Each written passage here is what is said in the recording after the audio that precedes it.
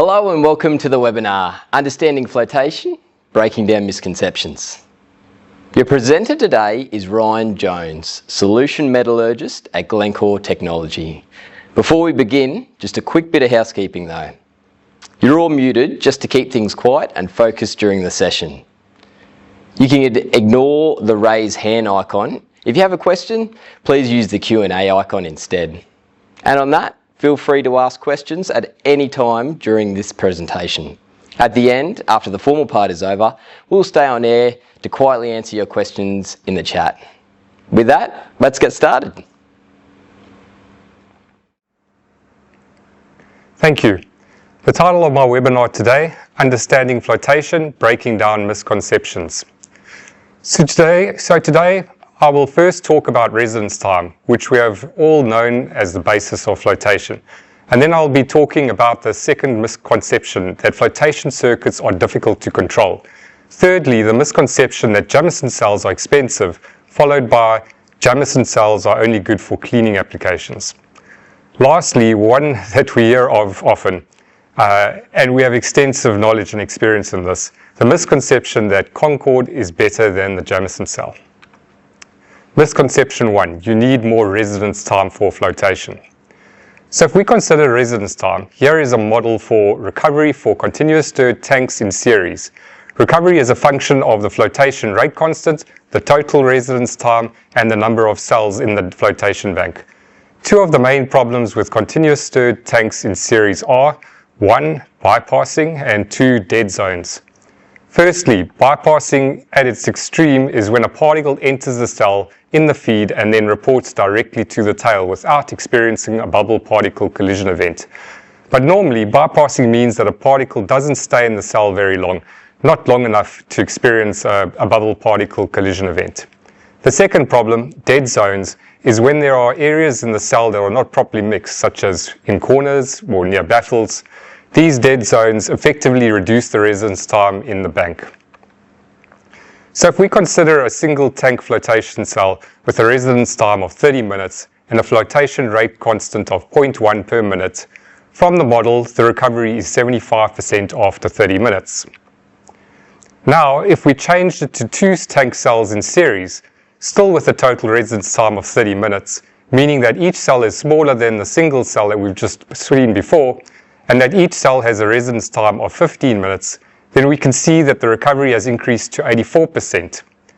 The total residence times are the same, but the recoveries are completely different. This is because the effect of bypassing, and it's reduced with 2 cells in series. By having 2 cells, a particle that might bypass directly to tails will now report to the second cell, and it may not bypass the second cell as quickly.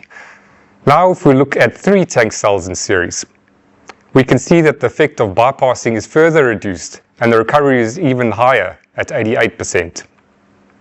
In fact, if we take 4, 5 or 6 tank cells in series, with all banks having the same 30 minutes of residence time, the recovery continues to increase further, although to a lesser extent. For an infinite number of cells, we see the maximum recovery achievable with the flotation rate constant of 0.1 per minute is 95%. In fact, if you have an infinite number of tanks in series, then the system is behaving the same as a plug flow system. In a plug flow system, every particle stays in the system for the exact same residence time. There is no bypassing and there is no dead zones. Now if we consider a Jamison cell, the Jamison cell is more like a plug flow system. 100% of the particles in the feed pass through the bubble flooded zone in the downcomer, which is a violent, turbulent mix of small bubbles and particles in intense bubble particle collision event environment, where particle and bubble collisions are forced and all particles are subjected to a particle bubble collision event. If a particle can float, then it will collide to a bubble after being subjected to this 100% bubble particle collision environment and attach to a bubble and float. Unlike tank cells relying on residence time, with a Jamison cell, residence time is not a consideration. There is no opportunity for bypassing and there are no dead zones. This is why we get such high recoveries from just one Jamison cell. And the bubble particle collision environment is like a plug flow environment. And as we have just stated from the previous slide, the plug flow environment is where you're able to get the highest recovery. Now this is guaranteed bubble particle collision, but it's not the whole story as to why we get such high recoveries in a single Jamison cell. The other consideration is the small bubble size in a Jamison cell. On the graph, we can see different bubble sizes for different flotation cells. Column cells have larger bubbles, around 2.5 millimeters.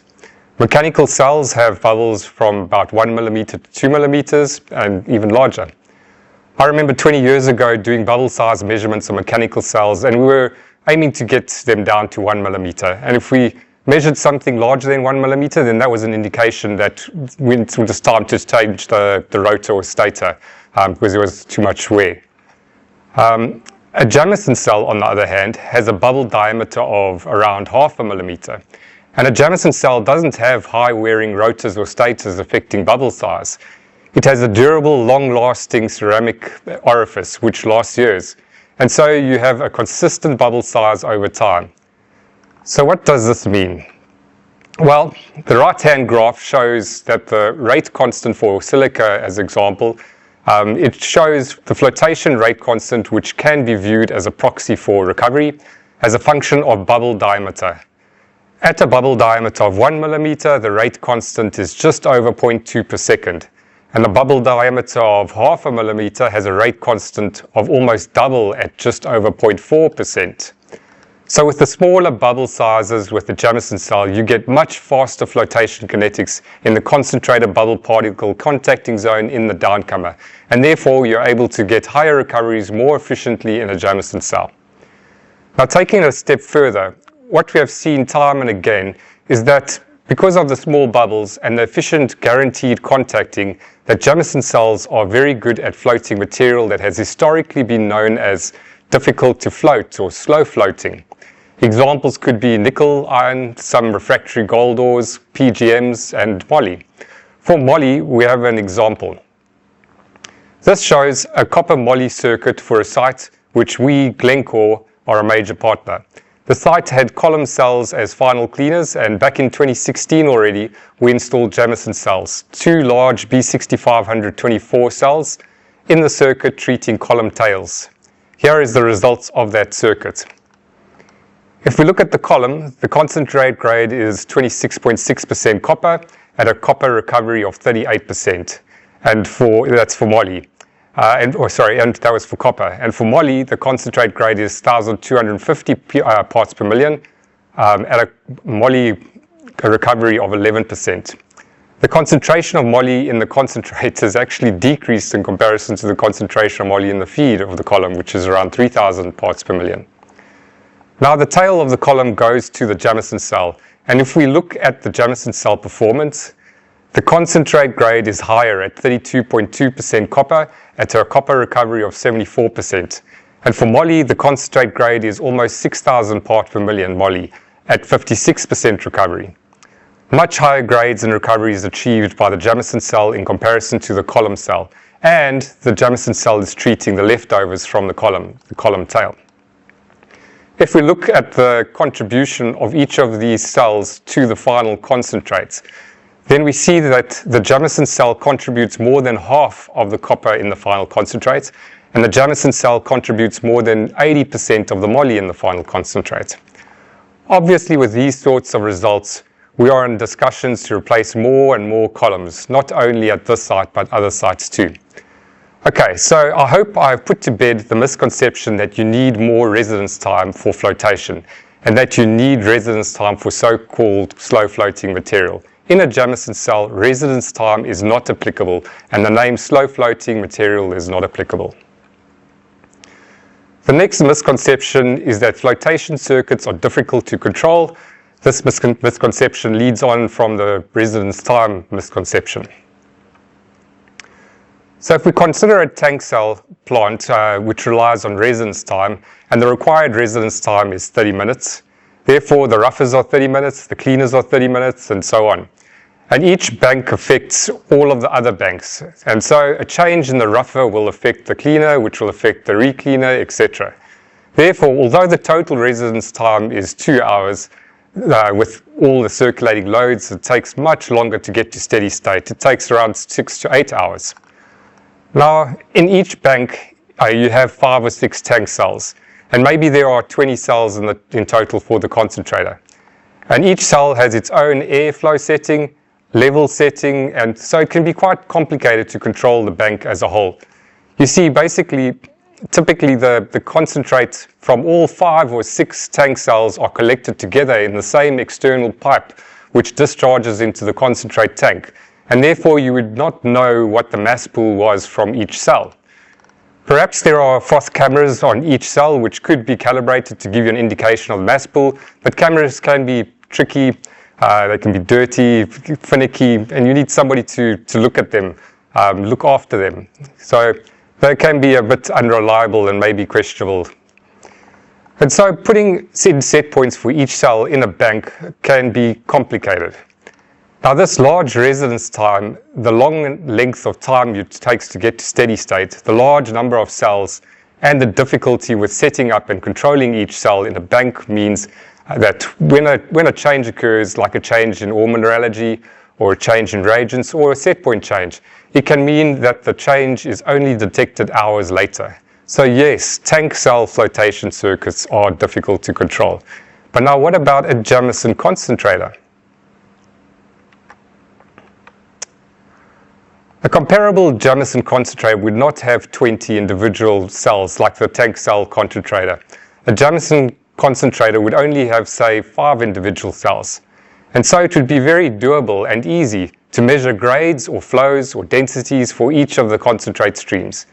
And because the Jamison cell does not rely on residence time, there is not 5 cells in a bank.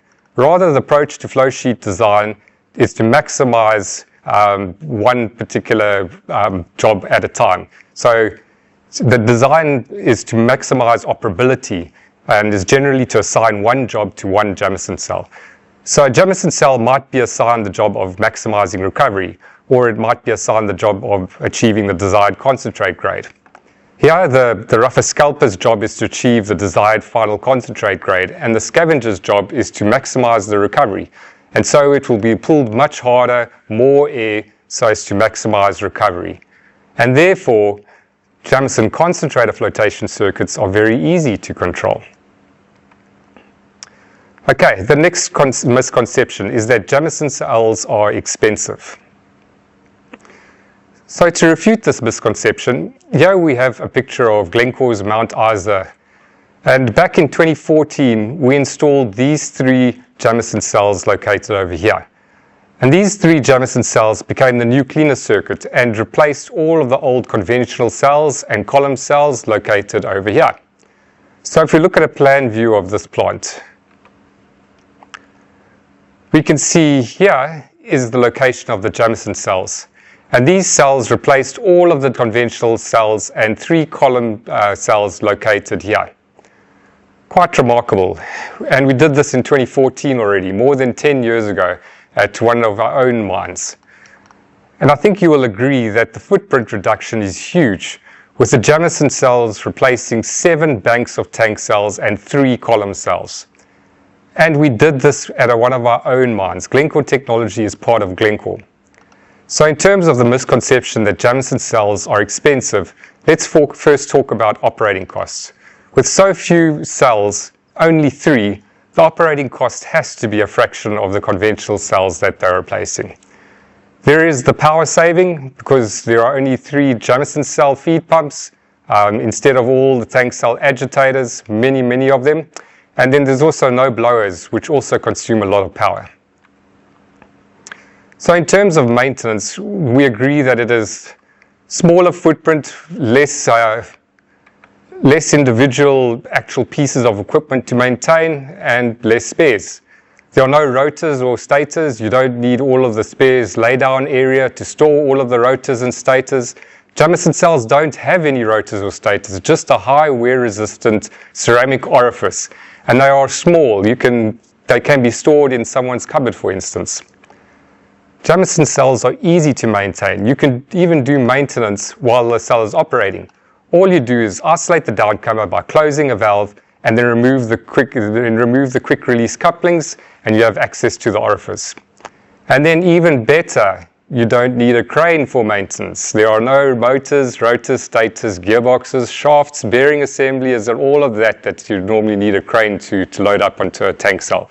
There is only the Jamison cell feed pump, which is typically at around ground level and can be maintained with the use of a crawl beam.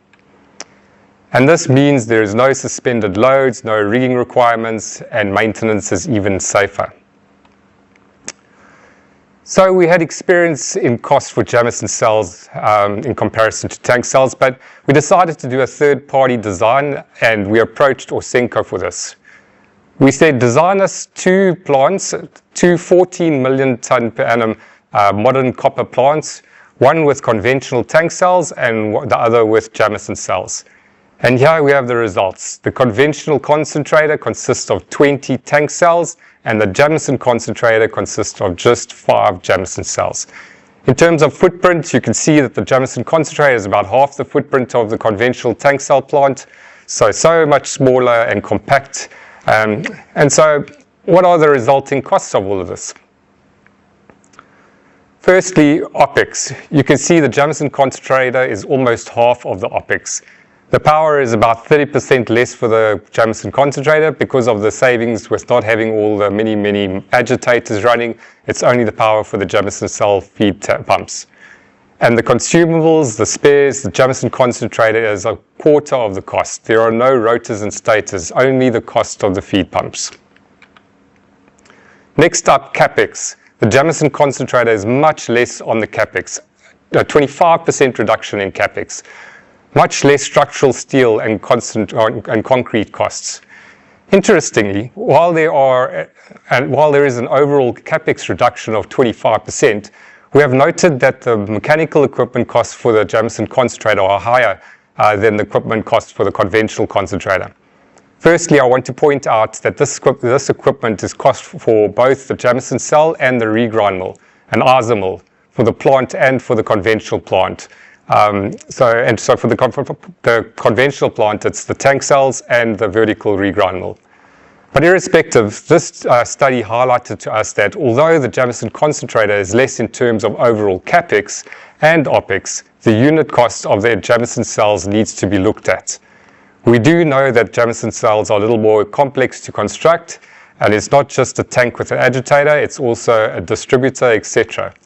But this led us to investigating unit costs and realizing that there are certain components that are quite expensive due to where they are made, and we have been doing a lot of work to bring down our unit costs for the cells further. This will further reduce the overall capex costs. So looking at unit costs can be misleading, but overall, the overall OPEX is 48% less and the capex is 25% less for the Jamison concentrator. The next misconception we are going to look at is the misconception that Jamison cells are only good for cleaning applications. Earlier this year, 2025, a paper from Agnico Eagle was presented at CMP in Ottawa, and then also the World Gold Conference in Denver, and then also at the CIM in Montreal. These two graphs are from the paper, but were also presented at the presentation. And I'm told by some of my colleagues that there were gasps in the audience when this was actually presented. Anyway, it shows the results of a pilot Z500 Jamison cell receiving rougher feed and comparing it to the plant's rougher circuit, as well as comparing it to the overall plant. The P80 for the rougher feed is 125 micron, and so I think you will agree that this is nowhere near to a cleaner application. Firstly, if we look at the gold on the left, the Jamison cell recovery was similar, if not slightly improved, compared to the rougher circuit. The concentrate grade, on the other hand, is another story. The rougher circuit concentrate reports to final concentrate, and the Jamison cell concentrate achieved was almost 3 times higher than that achieved normally by the rougher circuit. Comparing the Jamison cell to the overall circuit, the Jamison cell also completely outperformed the overall circuit in terms of concentrate grade, and that, I remind you, is from a single Jamison cell receiving rougher feed. In fact, the single Jamison cell also achieving that concentrate at almost the same recovery as the overall circuit, if not slightly lower. In terms of copper on the right, the Jamison cell constantly outperformed the rougher circuit, with recovery improving by 10 to 30%, and with the concentrate grade tripled. The Jamison cell also outperformed the overall circuit concentrate grade, with the recovery being the same. Remarkable results from Mahe and the team at Agnico Eagle Goldex Complex. Also earlier this year, Northern Star Resources presented at CIM in Montreal about a Jamison cell installed as a rougher scalper at their Pogo operation. It is located in Alaska, USA, and they kicked off the project in 2018 to increase the gold production from 200,000 ounces to 300,000 ounces. To do this, a significant increase in mill throughput was required and a 50% increase in flotation throughput was required. And as you can see from the beautiful photos of the area, there is extremely limited space, and just adding more tank cells to maintain residence time was deemed impractical. So after test work, they settled on a Jamison cell treating the rougher feed. Again, a Jamison cell in a rougher feed application, and this time it's with a P80 of 60 micron. Again, I want to emphasize that it is not a cleaner application. So let's have a look at the test work results and the installed production Jamison cell results. Here is the grade versus recovery for the Jamison cell test work and installed production Jamison cell. The mustard yellow line is the bench scale dilution test work results on the rougher feed, and this curve represents what could be expected from a Jamison cell. The targeted operating point for the Jamison cell was roughly 90% recovery from the Jamison cell at a concentrate grade of roughly 40 gram a ton, and is shown by this red circle. They then successfully commissioned the Jamison cell in November 2020, and once installed and commissioned, then the blue dots are operating results for that Jamison cell. During Jason's presentation, he reported that bench scale tests were matched or exceeded on most results, with the average of the results being 91% recovery at 47 gram per ton gold grade. So here are the overall results for Pogo that were presented at CIM. Jason presented that since commissioning, flotation feed tons have increased by approximately 60%, from less than 3,000 tons per day to 5,000 tons per day. This is shown here on the left. And then here on the top right, it can be seen that the circuit mass pool has also reduced, and this is driven by the Jamison cell's higher concentrate grades. Despite this massive increase in throughput and the reduction in mass pool, recovery remained steady. Jason reported, Jamison cell project considered a massive success, enabling a massive production increase and with minimal plant modification or upgrade. Well, remarkable results from Jason and the team at Northern Star Resources' Pogo operation. Okay, so I hope I've put to bed the misconception that Jamison cells are only good for cleaning applications. I took you through Agnico Eagle's Goldex plant test work, treating rougher feed with a P80 of 125 micron, and then I took you through Northern Star Pogo's installed Jamison cell results with a P80 of 60 micron. But there are other examples too, like London Gold's Fruta del Norte in Ecuador. We commissioned a Jamison cell on rougher feed late last year, and their feed is P80 of around 50 to 60 micron. An additional 2 Jamison cells were installed at Fruta del Norte and commissioned at the beginning of this year, one on final tail and the other one on the cleaner scalper application. The results at Fruta del Norte have been, well, let's just say, watch this space. We are in discussions with the team at Fruta del Norte. We want to write a paper with them, and so we're very excited for that one and to get it done. Then there is also Aerocopper's Caraiba plant in Brazil, and we commissioned a B6524 Jamison cell treating rougher feed in February last year. Their P80 is 106 micron, and there has been presentations on Caraiba's Jamison cell project at a couple of conferences last year and this year. The Jamison cell takes rougher feed and then produces final concentrate at a recovery of 70 to 80%. Similar to Pogo, Caraiba was able to debottleneck their flotation circuit, eliminate their massive circulating load in the flotation circuit, and increase their feed rate by 50% from 400 ton an hour to 600 ton an hour. So there you go. Jamison cells are not only good for cleaning applications, they're also great for other applications, for example in rougher applications. The next misconception is one we get asked regularly. The misconception that the Concorde is better than the Jamison cell, or the Concorde is the improved Jamison cell. To understand the relationship between the Jamison cell and the Concorde, you need to understand the history and the development of the Jamison cell. And that will actually show you how we interacted with the Concorde and the differences. So back in 1984 was when the first Jamison cell was invented. That was for fine flotation in lead application at Mount Isa. And it was all around trying to recover that sort of 7 micron material. Very, very fine material that was being lost in the tank tails. So when it was invented, there were a few issues with it. And we were making changes and improvements to try overcome those issues. And probably our first major change or iteration was the introduction of the ERM box, or the internal recycle system or mechanism. The recycle system was the one that really changed the whole stability of the cell. It was a challenging unit to operate, and with the recycle system, it was now a very, very simplistic, easy to operate cell. So that was the first really big change or iteration to the cell, allowing the cell to be fed with such a wide variation in feed. The next change was around 2006, and that was when Professor Jamison came to us with the Concorde cell. That was an iteration or modification to the Jamison cell, looking at ways to improve it further in terms of its ability to generate finer bubbles. This was through high pressure to try and create this even more finer bubble, higher turbulent zone, or try to get very fine bubbles. So we evaluated the Concorde cell side to side against the Jamison cell, and that was actually at a coal site. The results were disappointing. Remember, at the time, we owned the rights to both of these technologies. So we were interested and we were hoping that there would be a positive result and an upgraded version of the Jamison cell. The reality was, though, it didn't work. It underperformed across the board, and we were disappointed about that.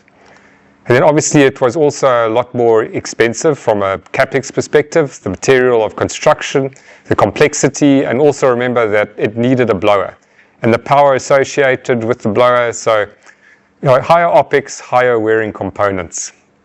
So in about 2016, after about 9 or 10 years after our evaluation, we gave the Concorde back to Professor Jamison because obviously we could not market this as a better product or use it in our own Glencore site. So for us, this was actually a fork in the road. It enabled us to take our product, the Jamison cell, knowing that we had something that was genuinely the best, to move forward to the next phase of its development.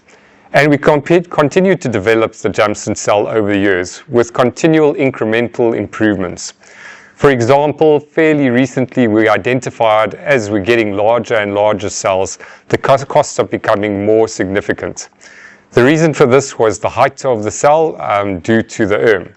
So we've been working on a low profile configuration, which is all around heavily reducing the capex and all the supporting infrastructure and everything around it, looking at ways to make it even more cost effective without compromising its high performance. And there are other things we are looking at. We are certainly not finished with continuous improvement with the Jamison cell, but we have a great foundation in the Jamison cell moving forward. So to recap on the myth that Concordes are better than Jamison cells, Glencore owned the rights to both technologies and looked at them head to head. And the result is that we have not installed any Concordes in our own plants. We only continue to install Jamison cells. If you are looking at the Concorde cell, please include the Jamison cell in your test work phase and let the results speak for themselves. Thank you for everyone's attention today. If you'd like to know any more regarding our technologies, please email the address shown in the bottom of the slide. We are Glencore, one of the world's largest global diversified natural resource companies and a major producer and marketer of more than 60 commodities that advance everyday life. Thank you. We hope to see you at the next Glencore Technology webinar. Awesome. Thank you, Ryan. And thank you all for joining the webinar. That's the end of the presentation, but our team will stay online and are ready to answer your questions on the chat.